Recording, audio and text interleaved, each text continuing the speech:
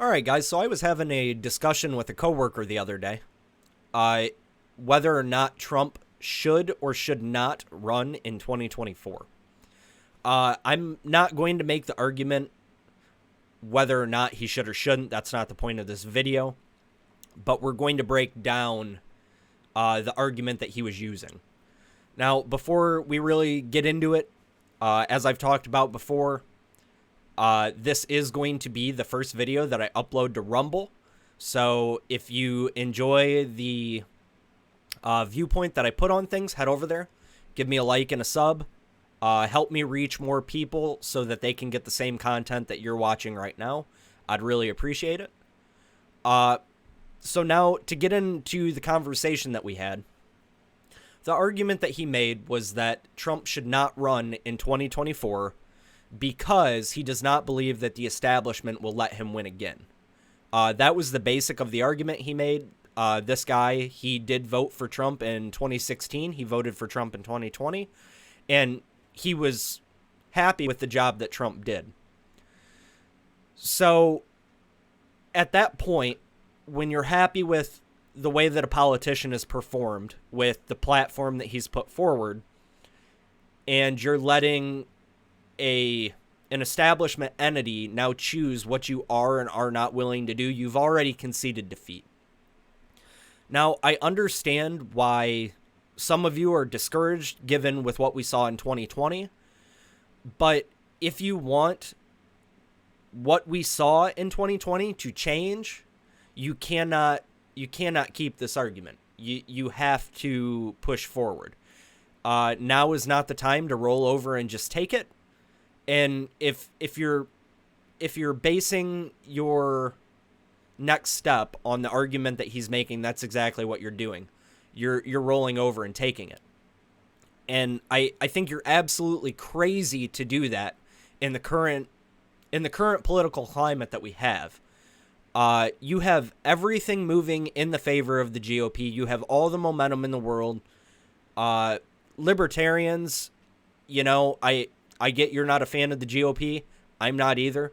But you do have populists on these tickets that are much more constitutionally based, much more libertarian in their personal beliefs. I think the GOP is overall becoming a better party than it was 10, 20 years ago when we were run by the Bushes and the Cheneys. But so, like I said, let's get into the momentum that we're actually seeing. You have Steve Bannon right now and others, and I've already explained my opinion on Steve Bannon. I'm not the biggest fan, but I do like some of what he does, and what he's doing right now is absolutely fantastic. Him and others are out there, and they're flipping districts at a local level. This is absolutely key if you don't want to end up with another Maricopa situation where you have the GOP not working within, not cooperating with subpoenas from the state. I mean, subpoenas that came about because your own party is making challenges. So right now you have people out there trying to make sure that does not happen again. The GOP has a registration advantage going into the midterms for the first time in recent memory. And people look at that, and I don't think that it really dawns on them how big of a deal that is. There are more registered Democrats in the country than there are Republicans. I mean, it's by a decent margin, guys. Well, now you actually have the GOP out-registering them, and that gap is shrinking. If you had an even registration amount within the country between the GOP and the Dems would not be able to win another election. So you have that going on, like I said, for the first time in recent memory. Pennsylvania just tossed no excuse absentee mail-in voting. You have over in Wisconsin, they just tossed the absentee drop boxes, said that it was illegal.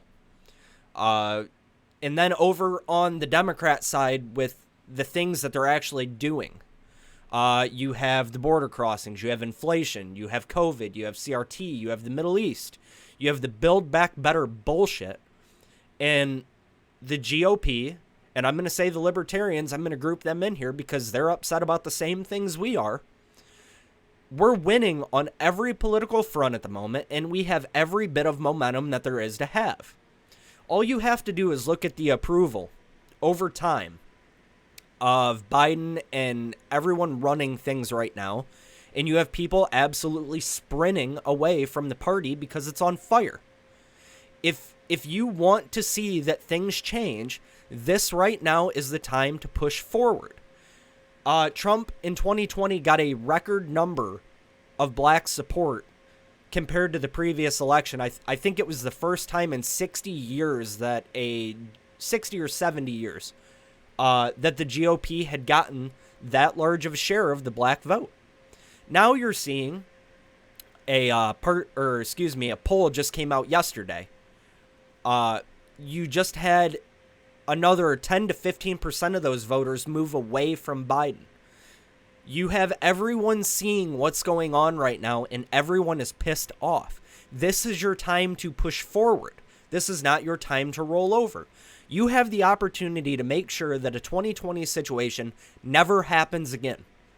And you have people that want to hand that victory away.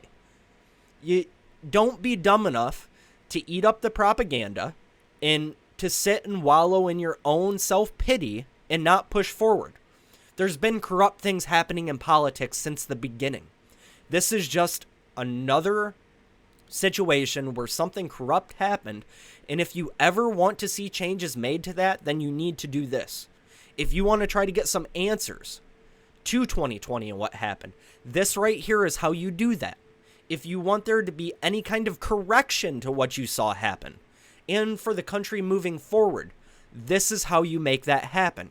You start at a local level, you work your way up to the state, and then you take over the federal government, and you really stuff it to all these people that are trying to control your life, control your political party, and the people that are just not looking out for your best interest. Again, this is your opportunity, and this is your time to do that. If you want a better country, if you want a better GOP, now is the time to act. Thanks, guys.